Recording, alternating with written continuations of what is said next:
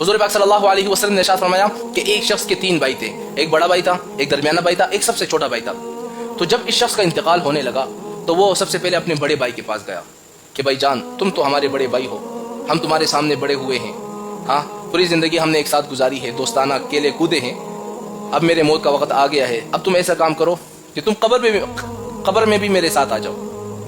तो वो बड़ा भाई कहने लगेगा कि नहीं, मैं तुम्हारे साथ कब्र में नहीं आ सकता, हाँ इतना जरूर कर सकता हूँ कि जब तक तुम जिंदा हो, तुम्हारी जान में जान है, तो मैं तुम्हारा भाई हूँ, मैं तुम्हारे साथ हूँ, जैसे ही तुम्हारी रूह निकल जाएगी मेरा तुम्हारा ताल्लुक खत्म।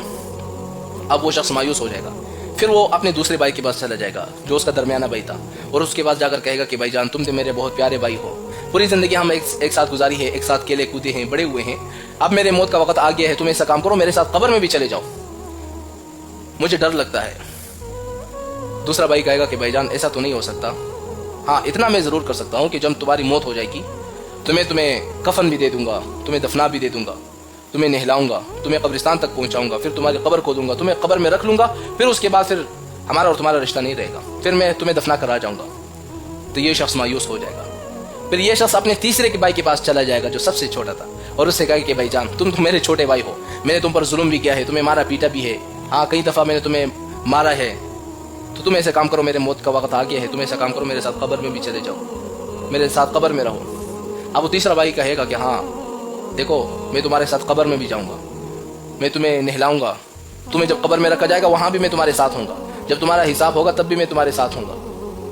फिर हुजूर ने जब ये वाक़या सुनाया ना साहबा को, साहबा से फरमाया तुम्हें पता है ये 3 भाई कौन थे? तो साहबा ने फरमाया या रसूलल्लाह आप ही बेहतर जानते हैं, हमें मालूम नहीं है। हुजूर ने फरमाया जो सबसे बड़ा भाई था ना, उससे मुराद बंदे का माल है। जब बंदा इस दुनिया से जाने वाला होता है ना, तो बंदे का माल दौलत उस बंदे के साथ ही होता है। जैसे मर जाता है तो उस बंदे का माल दौलत बच्चों में तकसीम हो जाता है, उस बंदे का ताल्लुक सिर्फ जिंदा होने तक ही होती है, जैसे बंदा मर गया दौलत चली गई हाथ से। फिर हुजूर ने फरमाया जो दूसरा भाई था ना, जिसने कहा था कि मैं तुम्हें नहलाऊंगा भी, कब्र में दफना भी दूंगा, उससे मुराद बंदे के रिश्तेदार है। बंदे के क्या है? रिश्तेदार है। बंदे के रिश्तेदार क्या करते हैं? नहलाते भी हैं, धुलाते भी हैं, फिर कब्र तक पहुंचा देते हैं, दफना करा जाते हैं। फिर हुजूर ने फरमाया जो तीसरा भाई था ना, जिसने कहा था मैं तुम्हारे साथ कब्र में रहूंगा, हिसाब किताब में मैं तुम्हारे साथ शरीक हूँगा, हुजूर ने फरमाया उससे मुराद बंदे के आमाल है, अच्छे और बुरे आमाल, जो बंदे के साथ कब्र के अंदर रहेंगे।